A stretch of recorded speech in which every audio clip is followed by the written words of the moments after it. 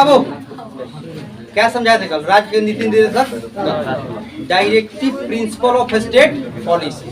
देखो देखो रे सूर्या, देखो अच्छा बता तो, directive principle of state policy, राज्य के नीति निर्देशक।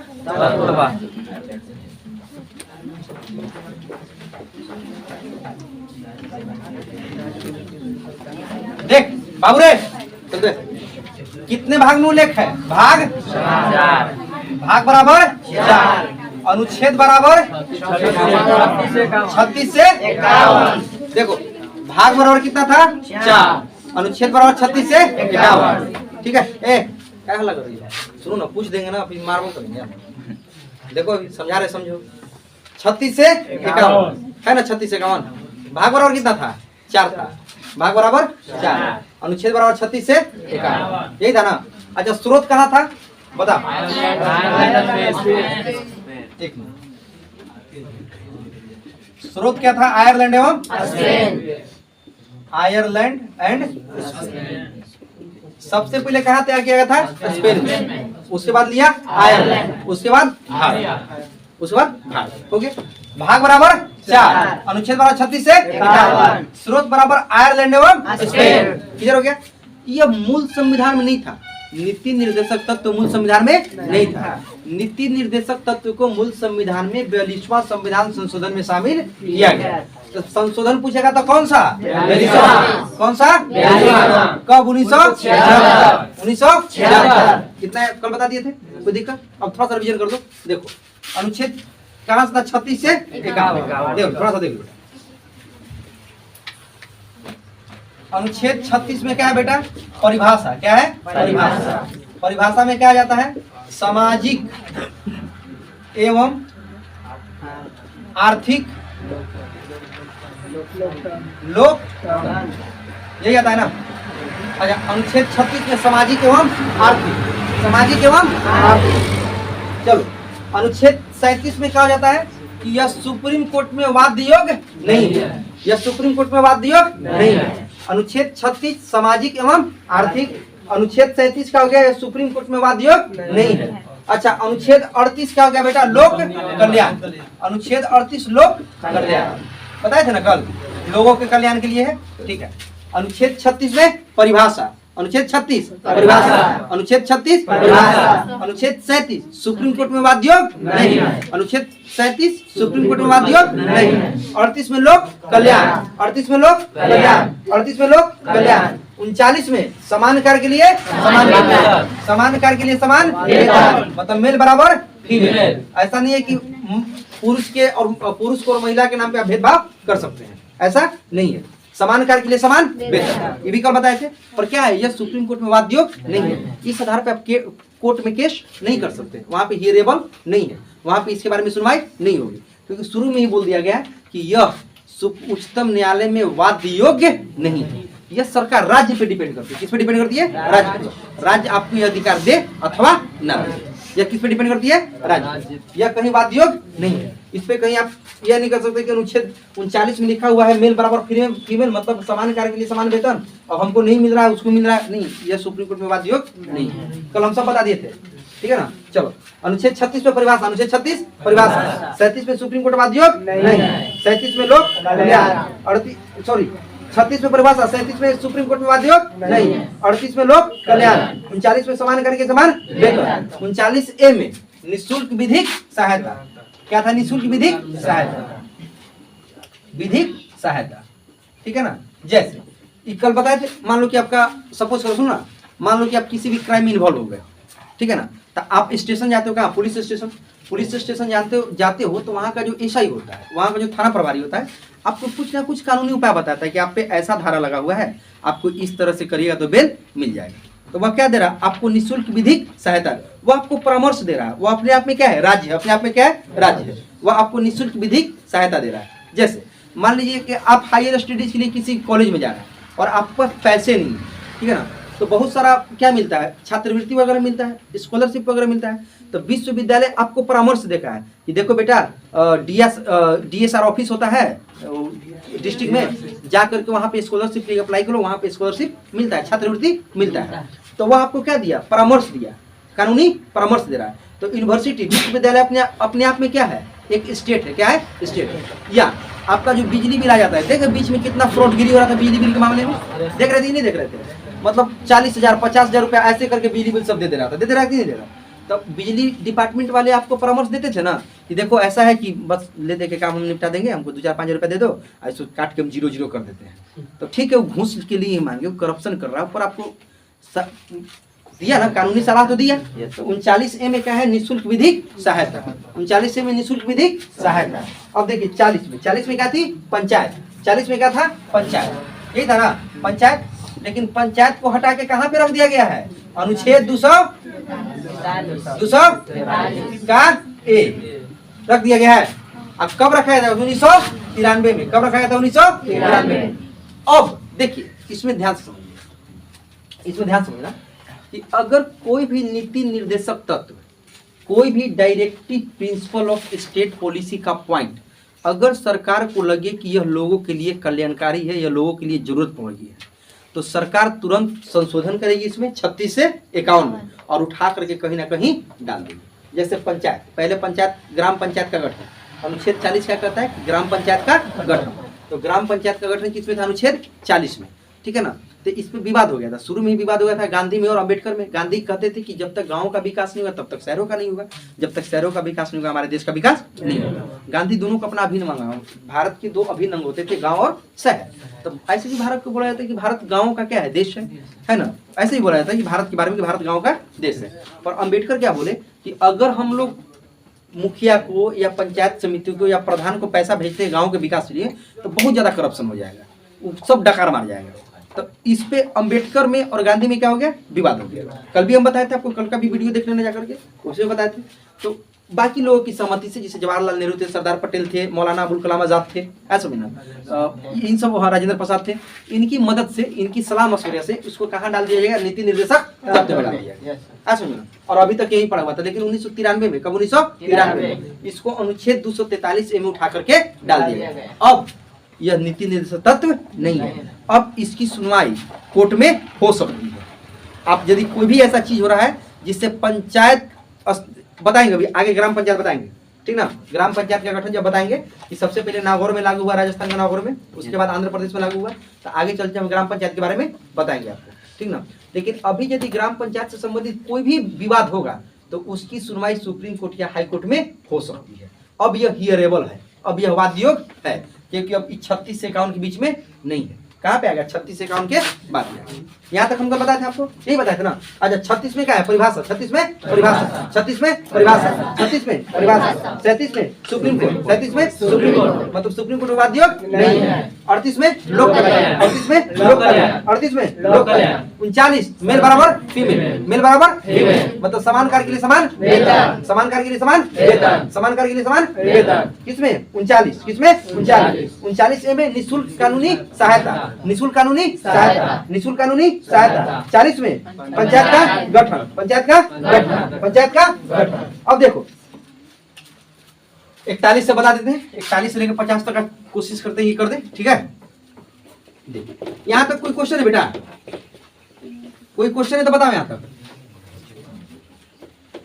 देखो ऐसा नीति निर्देशक तो बाद में जोड़ा गया, मतलब गांधी जी अम्बेडकर बाद वाला थोड़ी बनाया था, बना के रखा गया था, वही उठा करके शामिल कर दिया गया।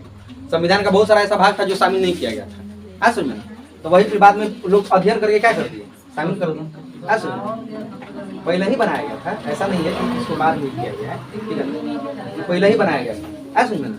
किधर हुआ कोई दिक्कत, चलो देखो बाबू देख, अब कहाँ से, अनुच्छेद 41, देखो अनुच्छेद 41 कहता है, अनुच्छेद 41 यही है ना, कुछ दशाओं में सरकारी सहायता, सरकारी सहायता। देखो बेटा देखो अनुच्छेद 41 आता, सुनो अनुच्छेद 41 कहता है कि कुछ दशाओं में सरकारी सहायता दिया जा सकता है, लेकिन यह किस पे डिपेंड है, सरकार पे। आपको दे भी सकती है, नहीं भी दे सकती। आप इसके लिए किसी कोर्ट का शरण नहीं ले सकते, क्योंकि अनुच्छेद 37 ऑलरेडी पहले कह चुका है कि DPSP directive principle of state policy supreme court में भी वाद योग नहीं है। अगर सुप्रीम कोर्ट में वाद योग नहीं है तो फिर हाई कोर्ट में थोड़ी होगा, लोअर कोर्ट में थोड़ी होगा, डिस्ट्रिक्ट कोर्ट में थोड़ी होगा, नहीं होगा। जब सुप्रीम कोर्ट ही ना सुने तो फिर नीचे वाले काहे को सुने। तो अनुच्छेद 41 कहता है कि कुछ दशाओं में सरकारी सहायता का प्रबंध करता है। अनुच्छेद 41 कुछ दशाओं में सरकारी सहायता का प्रबंध करता है। जैसे सरकारी सहायता क्या क्या हो गया बेटा, फ्री का राशन देना, या क्या हो गया सरकारी सहायता, फ्री में वाटर देना, जैसे दिल्ली उल्ली साइड में बहुत जगह पे पानी नहीं है तो फ्री में वाटर देना, ये ठीक है। अच्छा, विकलांग पेंशन, विकलांग पेंशन होता है ना, विकलांग पेंशन जो विकलांगों को मिलता है। अच्छा, विकलांग को साइकिल वितरण, क्या वितरण, साइकिल वितरण, ठीक है ना। विधवा पेंशन, विधवा लोग को पेंशन मिलता है ना, विधवा पेंशन, ठीक है बेटा।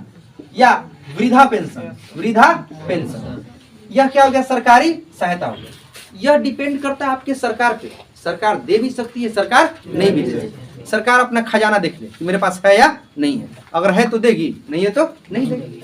पर है ऐसा अनुभव कि कुछ दशाओं में सरकारी सहायता का प्रबंध अनुच्छेद 41 करता है। कोई दिक्कत है? अगर अनुच्छेद 41 में कोई दिक्कत है तो बोलिए। अनुच्छेद 41 कहता है कि कुछ दशाओं में सरकारी सहायता का प्रबंध किया गया है, ठीक ना। सरकारी सहायता में मतलब बेटा आपको राशन दे दिए, ठीक ना। जैसे आजकल देख रहे हो एकदम धक्का धक, एकदम शादी के बाद प्रोडक्शन कर दे रहा है सब। अब 8-10 को जन्मा के करा के 8-10 के नाम पे राशन दे, है कि नहीं। अब उठा कर बोरा के अच्छे लोग राशन उठा के ला रहे हैं, बाइक से जाता है राशन लेने। ससुराल को हम देखे कि कार से गया था, हाँ कार से गया था राशन लेने, 2 बोरा देखे कि लाद के ला रहा है, 1 बोरा गेहूं में 1 बोरा चावल। हम बोले भगवान कौन बीपीएल में इसको डाल दिया है। हम अंधेरी नगरी और चौपट रह गया, अंधेरी टके से भाजी टके से, और फिर कहते हैं कि भारत गरीब है। मेरा भारत गरीब नहीं है, भारत के नेता लोग ऐसा भारत को गरीब करके रखा है, वरना भारत गरीब नहीं है। इसको नौकरी हो जा रहा है ना, उसको हटवा दे रहा है। नहीं, अरे बहुत इतना मतलब क्या बोले, ऐसा कर दिया है ना कि मत पूछिए। हकीकत बोले थे, मजाक नहीं कर रहे हैं। हम अपनी घर के आजू बाजू देखे थे कि I-10 से गया था पता है राशन लेने, अब 1 बोरा गेहूं, अब 1 बोरा चावल, पूरा उस सुत्ती वाला जो बोरा होता है 50 केजी वाला, उस देह डिक्की में डाल रहा है। हम बोले भाई बता तू कौन बीपीएल में है, कि ससुरा महा बीपीएल में होगा जो I-10 से गया है लेने की राशन, ऐसा नहीं ना। और देने वाला भी देखो कैसा है, मतलब डीलर को भी चाहिए ना कि कंप्लेन करे कि यह व्यक्ति बीपीएल में नहीं आता है, धांधली हुई, इस पे कार्रवाई करे। पूरा सिस्टम ही करप्ट कर बैठा है, पूरा ऊपर से नीचे तक क्या है, करप्ट। सबको चाहिए, ऊपर से नीचे सबको खाना है तो खाना, ठीक है। तो अनुच्छेद अनुच्छेद 41 क्या कहता है, कुछ दशाओं में सरकारी सहायता, जैसे फ्री का राशन देना, फ्री का पानी देना, फ्री का बिजली देना, विकलांग पेंशन प्रोवाइड कराना, विधवा को पेंशन प्रोवाइड कराना, साइकिल वितरण करना विकलांगों के लिए, बच्चियों के लिए साइकिल वितरण करना। चलो ये समझ में आता है, बच्चियों के लिए साइकिल वितरण समझ में आता है, इसलिए कि बच्चियां शुरू से शिक्षा के लिए मरहूम कर दी गई थी, है कि नहीं।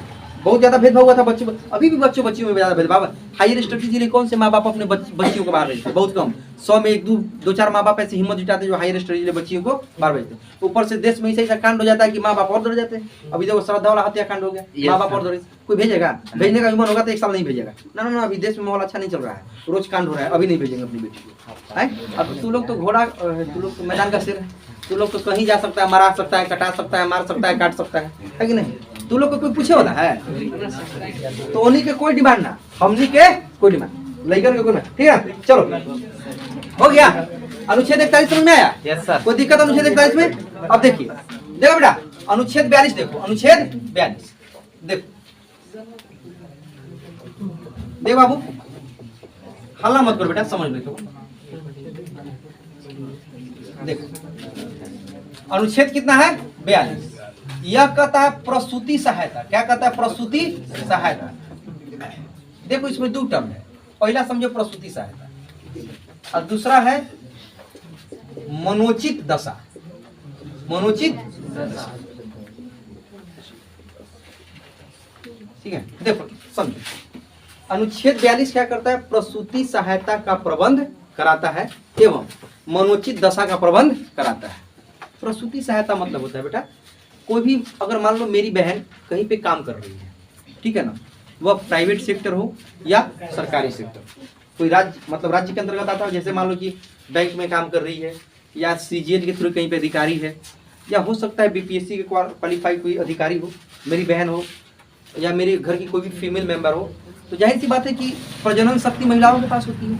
जब वो प्रेग्नेंट हो जाती है तो सरकार उनको डिलीवरी से 3 महीना पहले और डिलीवरी के 3 महीना बाद छुट्टी देता है, और उस दौरान उनका वेतनमान नहीं काटा जाता है। वेतनमान उनको प्रोवाइड कराया जाता है ताकि वह महिला अच्छा से अपने आप को पोषित करे, न्यूट्रिशन ले, खाना पीना समय पे ले, ठीक ना, और साथ में अपने बच्चे का भी भरण पोषण करे, ठीक है ना। तो यह कौन कराता है? अनुच्छेद 42, ठीक ना। प्राइवेट सेक्टर वाले में भी यह प्रबंध है। अगर कोई प्राइवेट कोई मल्टीनेशनल कंपनी है अगर ऐसा नहीं करती है तो फिर उस पर कानूनी कार्रवाई हो जाएगा, ठीक है ना, होगा। लेकिन यह उसके ऊपर डिपेंड है, क्योंकि यह 37 में डिपेंड है कि वाद्य योग नहीं है, आ समझ में ना। पर एक मानवता के अनुसार मल्टीनेशनल कंपनियां भी ऐसा करती हैं, ताकि हमने देखे मेरे घर में ये भाभी हैं जो जॉब में है, बैंक ऑफ अमेरिका में मैनेजर है, तो उनको मिला था 3 महीना पहले और 3 महीना बाद मिला, 6 महीने की छुट्टी उनको मिली थी, ठीक है ना। प्रसूति सहायता समझ में आ गया?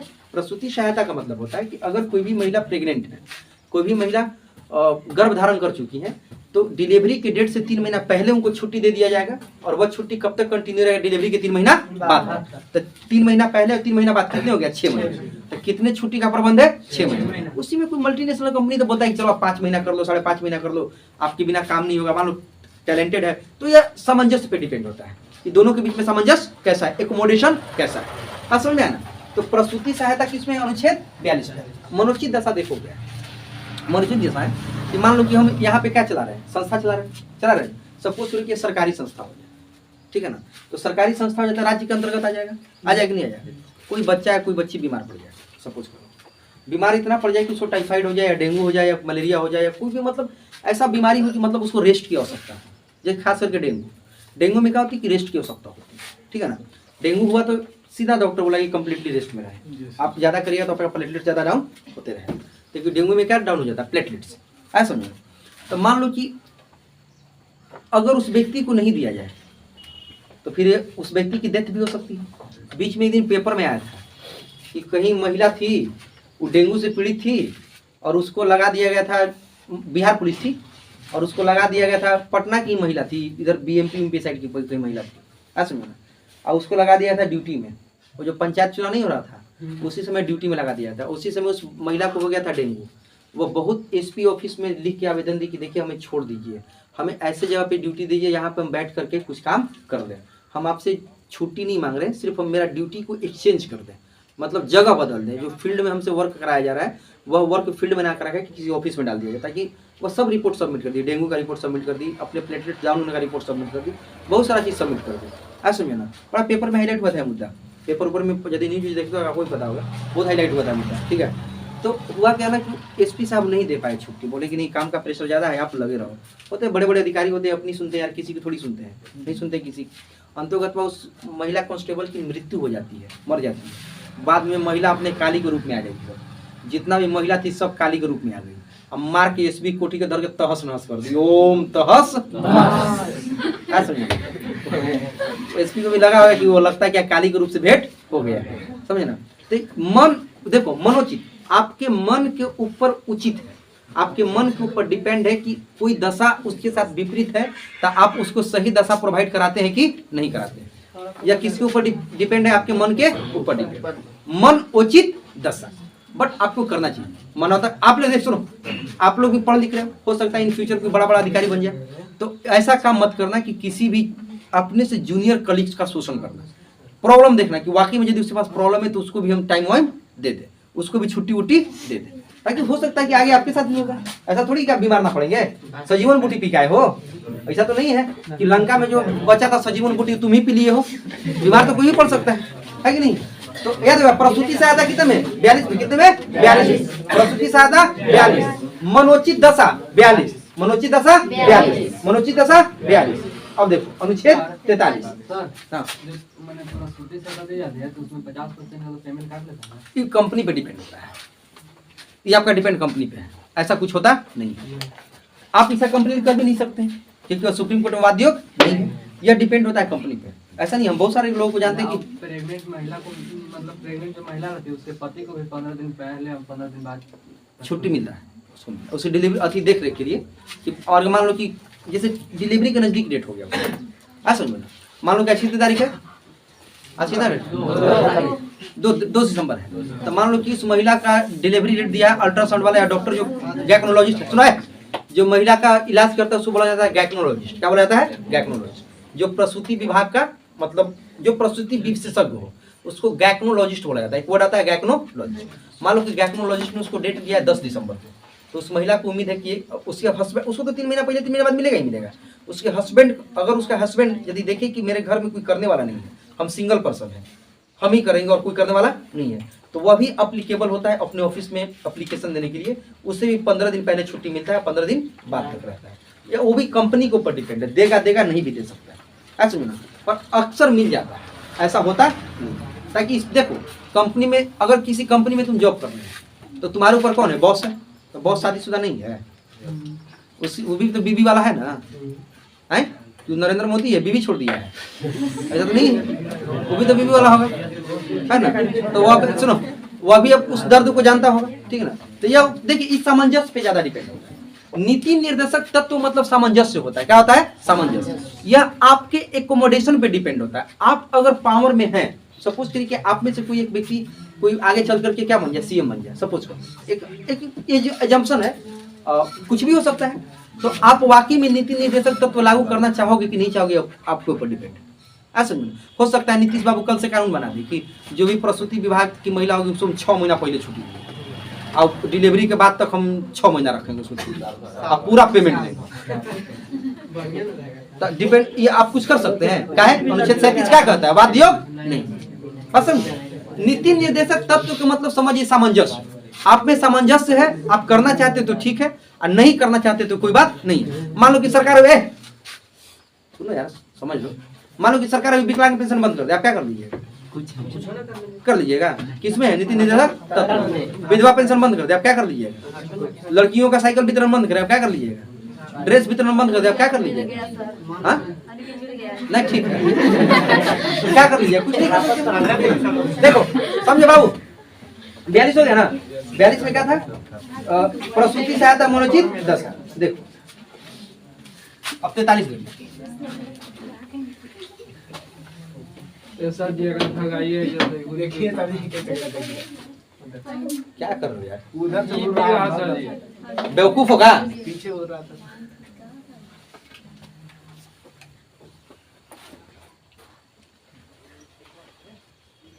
समझ में नहीं आ रही कि समझा रहे हैं? भगा देंगे उठा के, दिमाग ठंडा होगा तुरंत 2 मिनट में।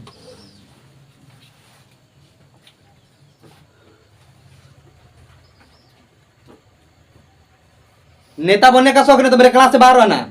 मेरे क्लास में नेतागिरी और गुंडागर्दी नहीं चलेगा, सुन ले बता दे रहे तोरा।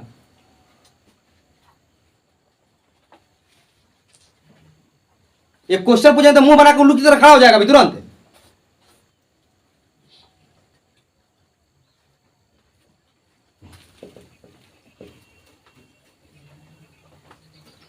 रुक, तू लोग सब आज सबको मारेंगे, रुक समझा लेंगे। कितना टाइम हुआ रे? 15 मिनट समझा लेंगे और उसके बाद हम बताते हैं। बिना पूछे तो नहीं सुधरेगा नहीं। तू लोग खो रहे, तू लोग को 7 दिन में एक दिन ना ओवरवाइलिंग करे ना तो तू लोग सुधरने वाला है ही नहीं। सबको मारेंगे, छोड़ेंगे तू लोग निकल जाना रहे। आज सबको मारेंगे। आज के मार में तू लोग देखना, आज मारेंगे ना कि हाथ नहीं उठेगा 3 दिन तक। देख कैसे मारते हैं, देख रहे क्या दे बता रहे बाबू? 42 देख।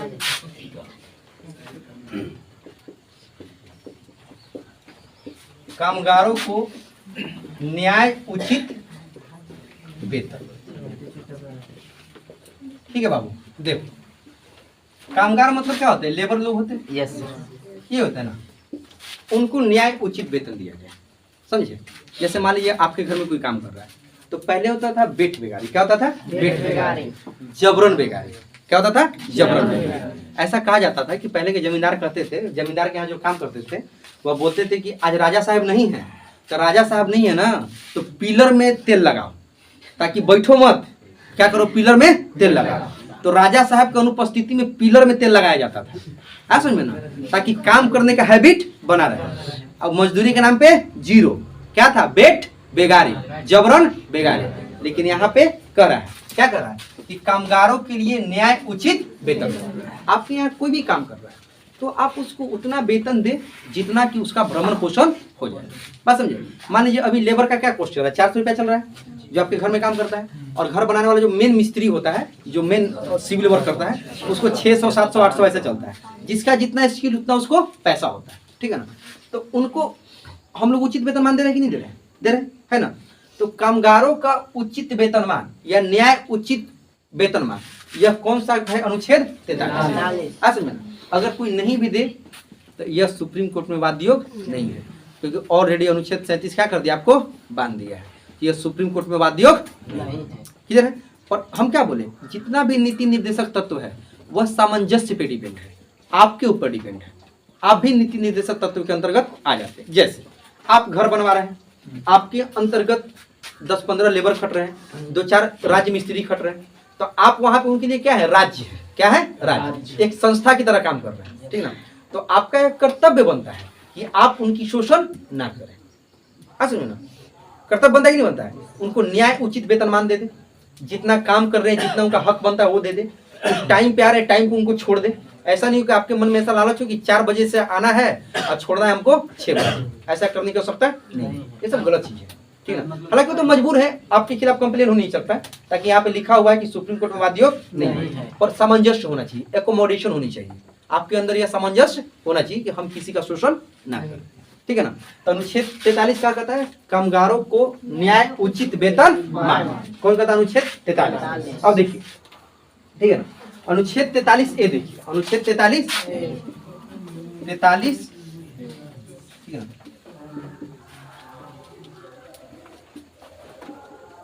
उद्योग में कामगारों की भागीदारी क्या होती है? भागीदारी। समझिए, मान लो बेटा कोई सपोज कोचिंग है, कोचिंग में क्या है अपने आप में उद्योग, ठीक है।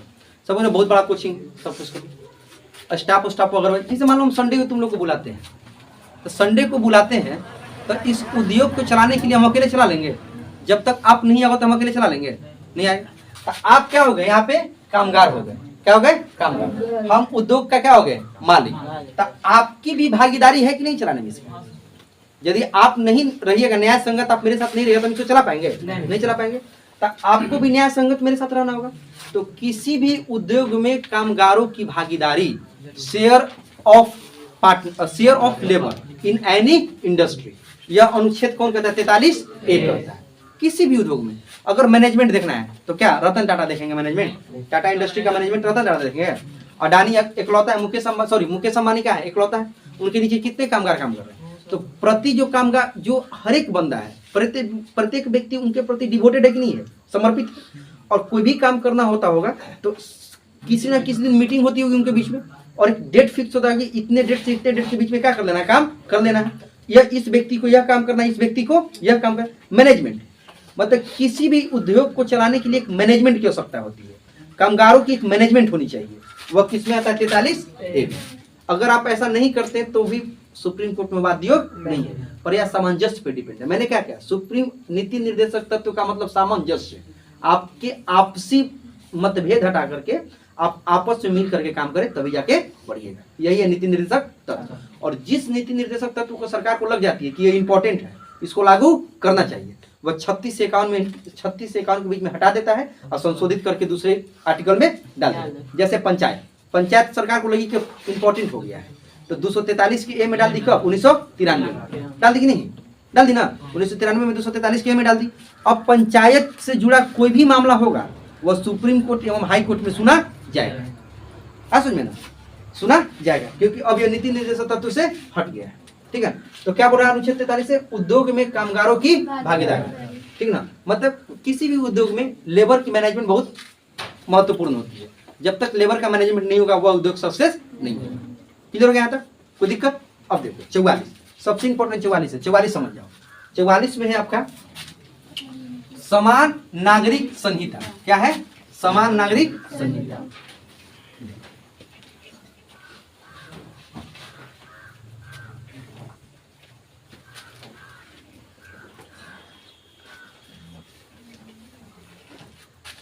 अनुच्छेद 44 में क्या बेटा?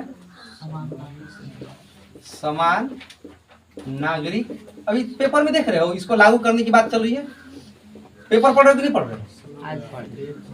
पेपर नहीं पढ़ रहे हो? पेपर न्यूज नहीं देखते आप लोग? बीजेपी के मैनिफेस्टो में शामिल है कि हम जब सत्ता में आएंगे ना तो कॉमन सिविल कोड लागू करेंगे, ठीक है ना। कॉमन सिविल कोड को हिंदी में बोला जाता है समान नागरिक संहिता।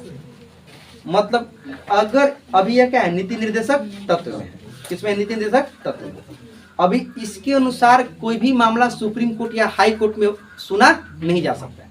लेकिन जैसे ही यदि यह संसद में कानून बन करके राष्ट्रपति का मोहर लग जाए और अनुच्छेद 44 से यह बाहर हो जाएगा, तो फिर यह क्या बन जाएगा, एक अनुच्छेद बन जाएगा, एक ऐसा अनुच्छेद बन जाएगा जिसके बारे में कभी भी सुप्रीम कोर्ट एवं हाई कोर्ट में सुनवाई हो सकती है। ये समान नागरिक संहिता में आ जाता है दंड संहिता, पहले आता है अपराध संहिता। क्या आता है?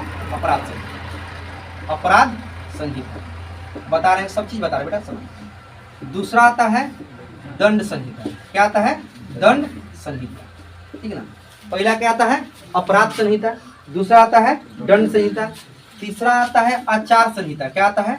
आचार संहिता, हाँ आचार संहिता। और चौथा आता है सामान्य संहिता, मतलब सिविल संहिता। क्या आता है? सिविल नागरिक संहिता। नागरिक समझिए सब क्या है, थोड़ा सा समझ, थोड़ा सा ध्यान दे। समान नागरिक संहिता क्या है देखिए, क्वेश्चन पूछता है कि समान नागरिक संहिता का उल्लेख अनुच्छेद कितने में है? 44। अनुच्छेद 44, अनुच्छेद 44, अनुच्छेद 44। अच्छा यदि पूछेगा कि अपराध संहिता निम्नलिखित में से किस अनुच्छेद के अंतर्गत आता है? 44। दंड संहिता निम्नलिखित में से 44। आचार संहिता 44। नागरिक संहिता 44। ऐसा में ना, ठीक। अब देखिए अपराध संहिता, सुन अपराध संहिता क्या होता है। मान लो आप कोई क्राइम कर दिए, ठीक है ना, तो क्राइम कर दिए तो आपको क्या किया जाएगा? अरेस्ट। तो जो अरेस्ट की प्रक्रिया है वह सभी नागरिकों के लिए समान होनी चाहिए।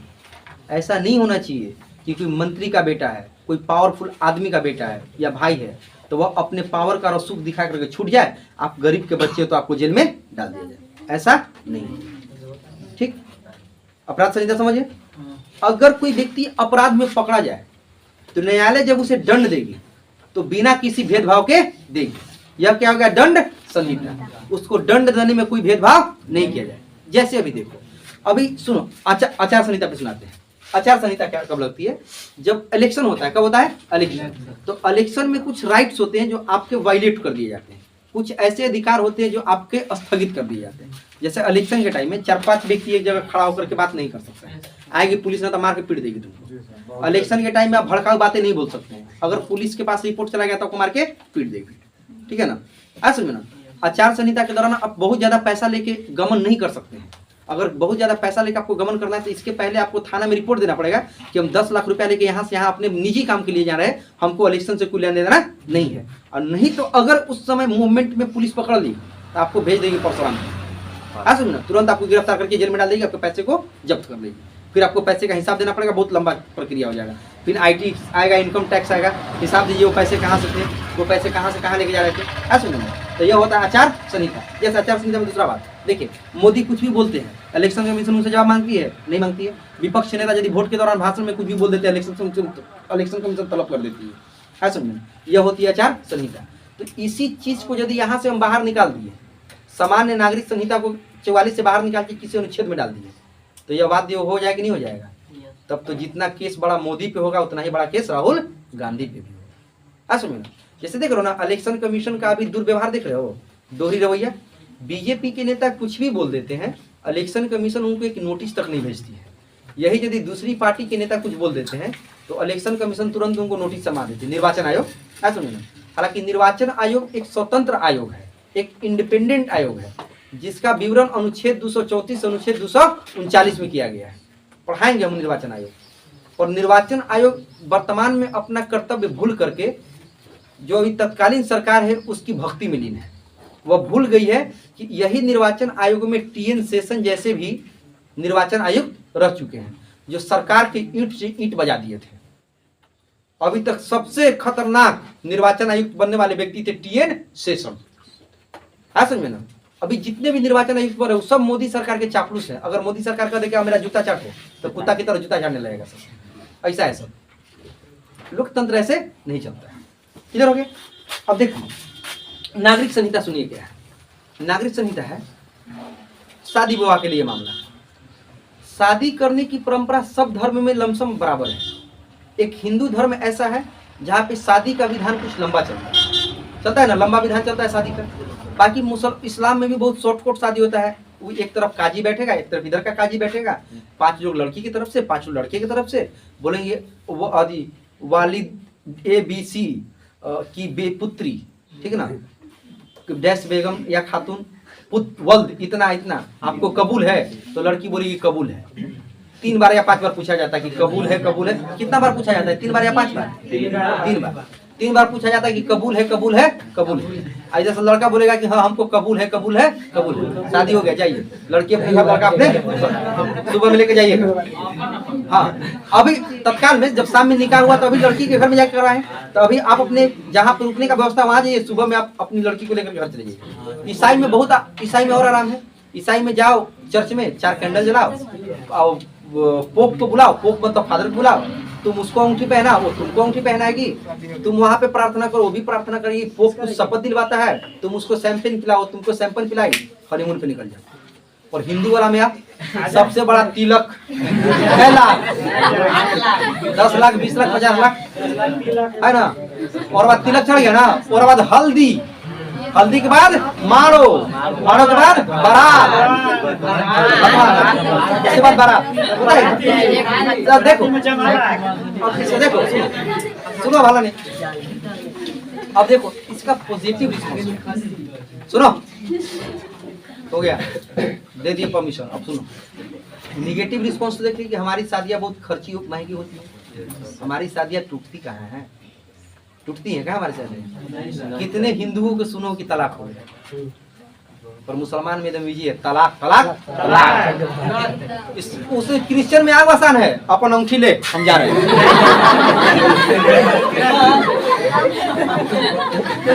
अपना अंगूठी ले हम कहाँ चले अपने।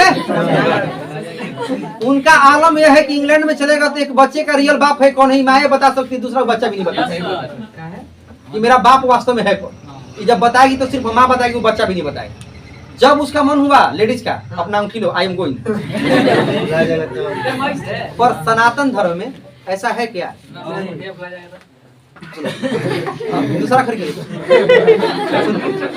सनातन धर्म में ऐसा माना जाता है कि अगर एक बार किसी महिला मंडल के साथ आप रिश्ते में बंध गए तो 7 जन्म आपको वही मिलने वाली है। फिर हर करवा चौथ पे चलनी बदल सकता है लेकिन चेहरा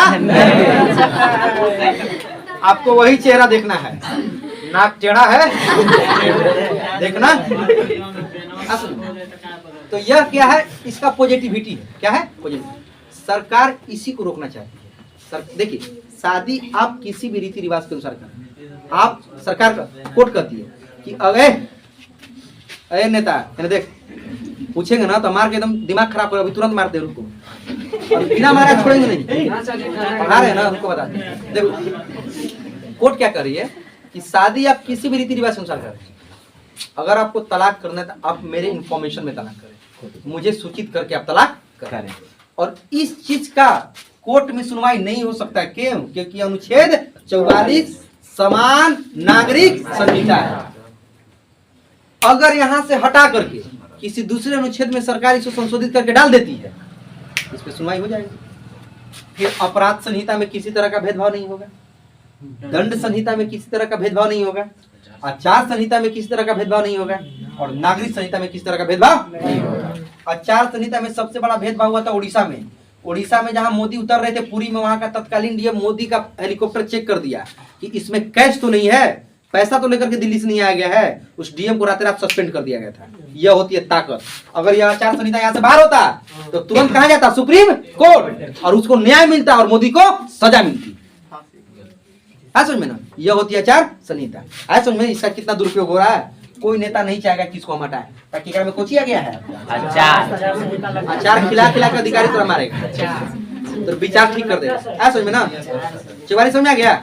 44 विधि करते। अच्छा कौन सा ऐसा राज्य है यहाँ पे सबसे पहली बार आचार संहिता लागू किया गया है? गोवा। कौन सा है? गोवा। कौन सा है? गोवा। कौन सा है? गोवा। याद हो गया? चलो अनुच्छेद 45 देखिए, अनुच्छेद 45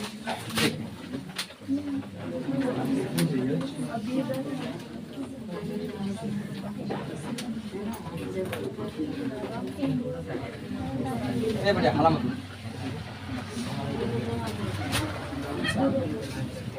देखो ना बाबू, अनुच्छेद 45 44 में क्या है? आचार संहिता। अनुच्छेद 45 को दो भाग में बांट। अनुच्छेद 45 सॉरी देखो बेटा हला मत करो। अनुच्छेद 45 को दो भाग में। अनुच्छेद 45 का देखो शिक्षा, और शिक्षा बोल रहा है बेटा देखो यहाँ पे अगर 6 वर्ष से कम के बच्चे हैं, कितने 6 वर्ष से कम के, तो उनको स्वास्थ्य मुहैया कराना सरकार का काम है। क्या मुहैया करना? स्वास्थ्य। स्वास्थ्य संबंधी जितनी भी बुद्धि मुहैया कराना किसका काम है? सरकार का। और अगर बच्चे यदि 6 से 14 साल के हैं तो उनको प्रारंभिक शिक्षा, कौन सी शिक्षा? प्रारंभिक शिक्षा मुहैया कराना सरकार राज्य का देखो समझो। पॉलिटी है, समझ लो। पॉलिटी जब घुमाएगा ना, देंगे सेट बन चुका है, देंगे और यहीं पे मरवाएंगे सेट। उसके बाद देखना तुम लोग का धोबी पछाड़ मारना, इतना मारेंगे ना उस दिन। जितना भी बोल रहे हो ना सब रडार के रेंज में हो। ये स्कैनर है बाबू, सब इस रडार के रेंज में हो कि कौन कौन यहाँ पे हीरो बने हो। मुझे मारेंगे इतना मारना कि हाथ नहीं उठने देंगे, या तो रहेगा या तो भाग जाएगा। भाग जाओ, हमारा कोई गम नहीं है। हम डंका के चोट पे करते भाग जाओ यहाँ से, कोई गम नहीं हमारा। बनवा लिए हैं, तुरंत कल या परसों भेज रहे हैं, आ रहा है पॉलिटिकल नोट्स पूरा। चैप्टर वाइज मरवाएंगे सेट, मारना थोड़ा कम आ जाए उसके बाद बताते हैं। सब देख के दर्द दूर कर दे। अभी जितना मजा ले रहे हो ना, बाद में हम मजा लेंगे। देखो अनुच्छेद 45 कहता है शिक्षा का प्रावधान। क्या कहता है? शिक्षा का प्रावधान। लेकिन इसको दो भागों में बांट देना। कितने भागों में? दो भागों में। 6 वर्ष से कम बच्चे को अच्छी स्वास्थ्य देना राज्य का काम है। किसका काम है? राज्य का। जैसे सरकारी हॉस्पिटल, देखो सरकारी हॉस्पिटल क्या होती है? बच्चा जब जन्म लेता है तो फ्री का वैक्सीनेशन देता है। जब बच्चा 3 महीने का होता है फिर वैक्सीनेशन दिया जाता है। बच्चे 6 महीने का होता है फिर वैक्सीन लगाया जाता है। बच्चे जब 5 साल के तक होते हैं तो उनको पोलियो का ड्रॉप दिया जाता है, लगता है। बचपन से लेकर 5 साल तक का दिया जाता है, पोलियो का ड्रॉप दिया जाता है। तो बच्चे की परवरिश अच्छी हो, बच्चा कुपोषित रहे, बच्चे को किसी प्रकार की बीमारी नहीं हो, यह कार्य किसका है? राज्य का। किसका है? राज्य का। अच्छा, कितने वर्ष के बच्चों तक के? 6 वर्ष के बाद सरकार की रिस्पॉन्सिबिलिटी खत्म, फिर अपने माँ बाप की रिस्पॉन्सिबिलिटी आ जाती। सरकार की दूसरी रिस्पॉन्सिबिलिटी 6 वर्ष से 14 वर्ष के बच्चे को प्रारंभिक शिक्षा दिया जाना चाहिए। यह रिस्पॉन्सिबिलिटी किसकी? सरकार की। अनुच्छेद 45। अनुच्छेद 45 इसी को हटा दिया था 2001 में। कब हटाया? 2001 में। कब हटाया? 2001 में। अब कहाँ पे डाल दिया था? अनुच्छेद 21A। अनुच्छेद 21A में। कब? 2002 में ना? 2002 में। 1 में 2002 में। कौन सा संशोधन था? 86। ठीक है। इसको क्या कर देगा? मौलिक अधिकार में रखो, एकदम श्योर एंड सर्टेन है। जिस दिन इसको भी हटा देगा तो अभी तो राज्य दे रही है, कभी मना कर सकती है। अगर हटा दिया तो राज्य को देना किधर हो गया? अनुच्छेद 45 तो रहने देते, बाकी 45 से 51। ठीक है, बंद।